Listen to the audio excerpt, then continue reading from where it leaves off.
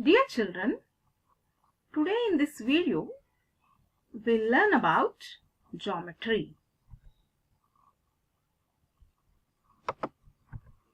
The domains of mathematics that study the shapes and sizes of structures. Observe children, the shapes and sizes of structures are described under geometry. The word geometry is derived from the Greek word geo, meaning earth, and metron, meaning measurement. It is formed with two Greek words, geo meaning earth and metron meaning measurement.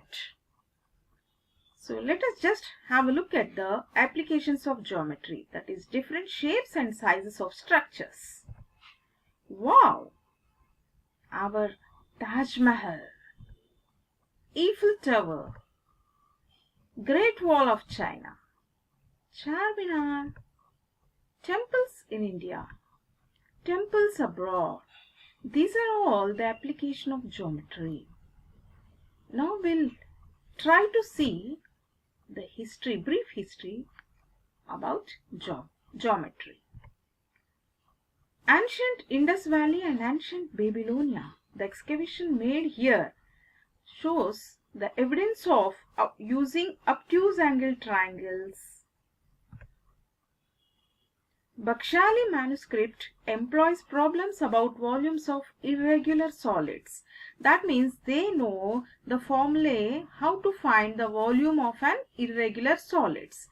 In this manuscript, Bakshali manuscript, there are problems that are about volumes of irregular solids.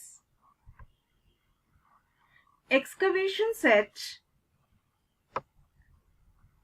Harappa and Mohenjo-daro evidence circle drawing instrument as early as 2500 BC. Just imagine children, now we are in 2020, and way back this 2020 plus 2500 back before BC, you can imagine 4520 years before they have circle drawing instrument. We have that history.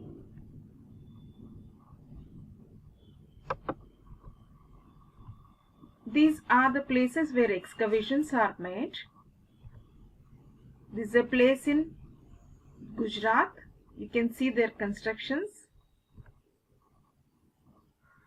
Baudhayana, the Indian mathematician, originally discovered Pythagorean's theorem. He was there way back in 800 BC, and there is an evidence that he talked about Pythagorean's theorem.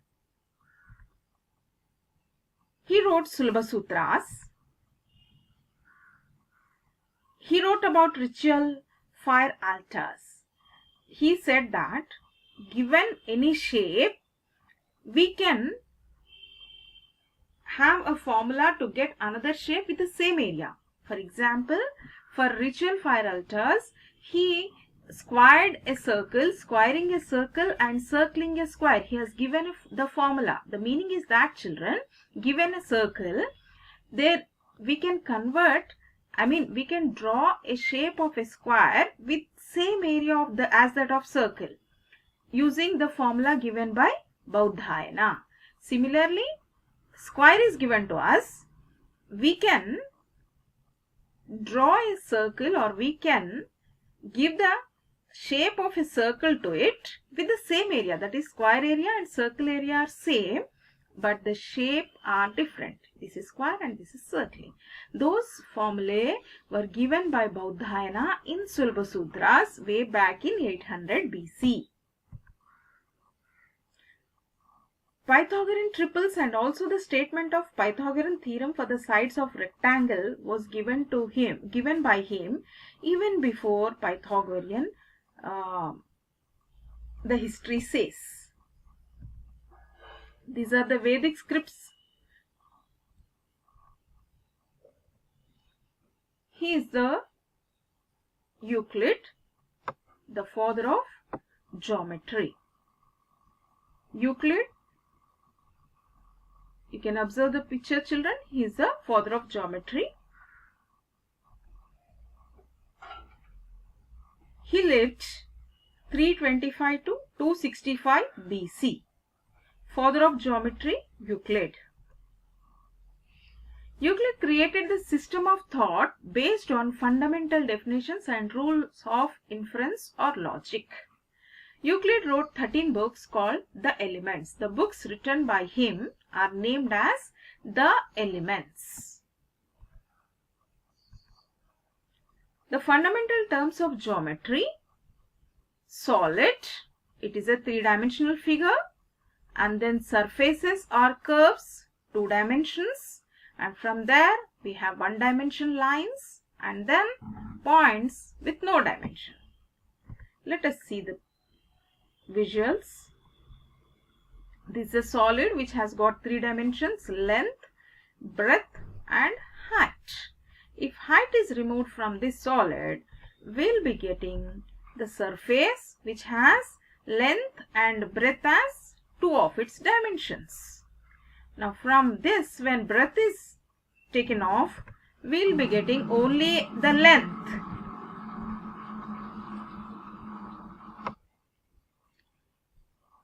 The length has only 1 dimension, the line. The line has 1 dimension. And then a point is one which has no dimensions. Point has no dimensions.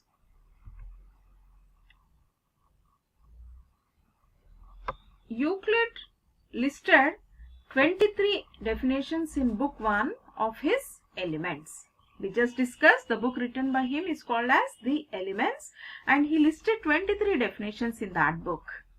Let us have a look of few of those definitions. A point is that which has no part. Just now we have seen, children, it has no dimension. That means a point is that which has no part. A line is breadthless length. A line is breadthless length, that is, it has only 1 dimension length and no breadth. The ends of a line are points. What he mean by line here is terminated line. He used the word terminated line. What we call now is a line segment. It has got endpoints. A straight line is a line which lies evenly with the points on itself. So a straight line has got all the points on itself and they are lying evenly.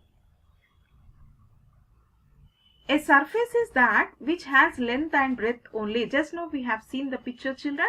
Surface has got length and breadth, only 2 dimensions. The edges of surfaces are lines. So the surfaces which has got length and breadth, these length and breadth, the edges are lines.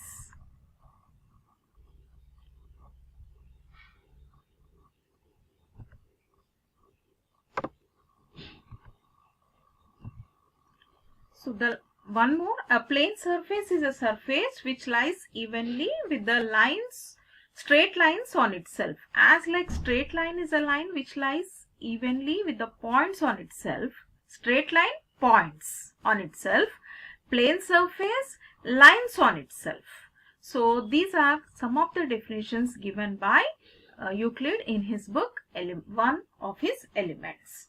So later the mathematicians discuss that when the point is defined, like a point is what which has no part.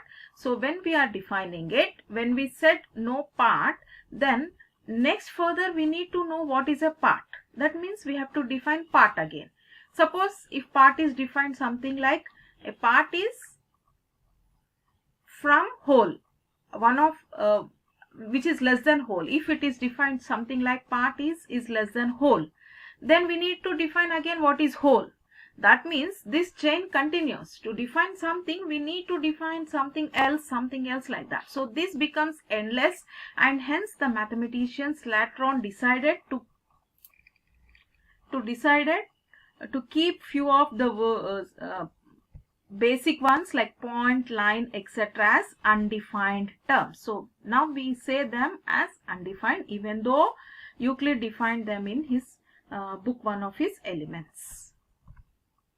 Now let us look at the terminology here. Euclid's geometry's terminology: statement, axiom, postulates, conjectures, and theorem. So let us have a discussion on this all these words which you are not aware of earlier.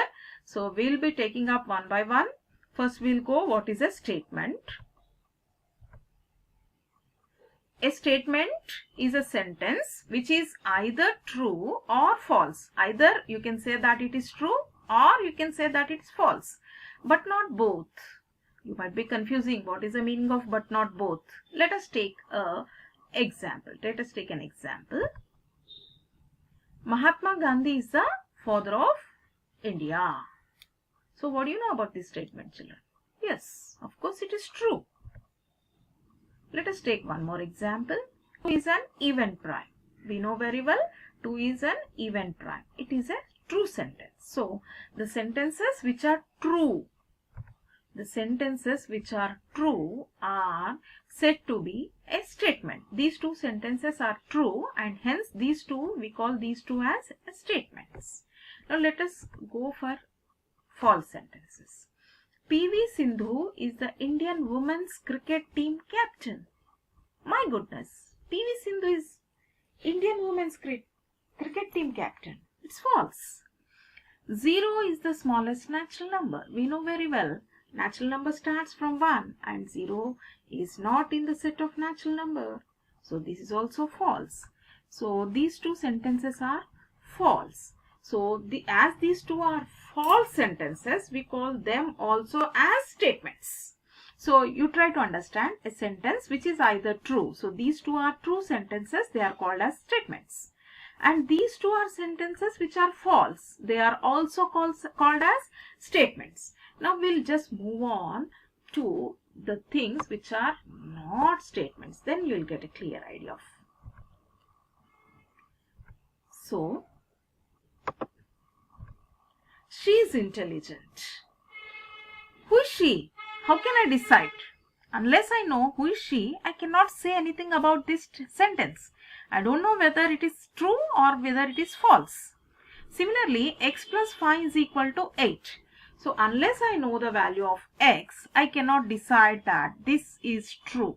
X plus 5 is equal to 8 is true. I am not asked to solve this equation. I am just asked to say whether this is true or false.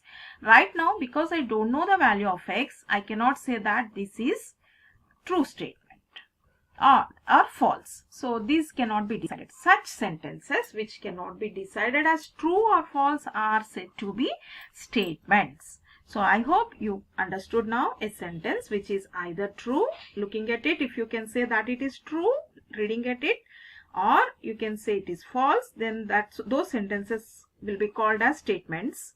If you cannot decide whether it is true or false, then it is not a statement. Now, let us go to the word axioms. Statements which are self-evident or assumed to be true within context of a particular mathematical system. So, just now we understood what are statements. Now here we are considering only true statements. So, Euclid defined axioms as statements which are self-evident. Self-evident means very clear. Just by looking at them, reading at them, we can say that they are true. Such statements are considered as axioms, and these axioms are used throughout mathematics in all the branches of mathematics. So axiom is a statement which are self-evident or assumed to be true within context of a particular mathematical system. And for example, if equals are added to equals, the wholes are equals.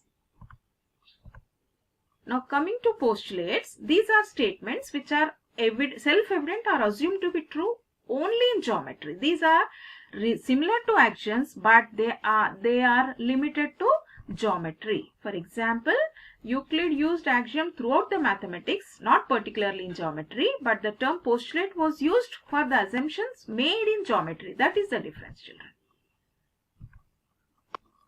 For example, all right angles are equal to one another. We know very well.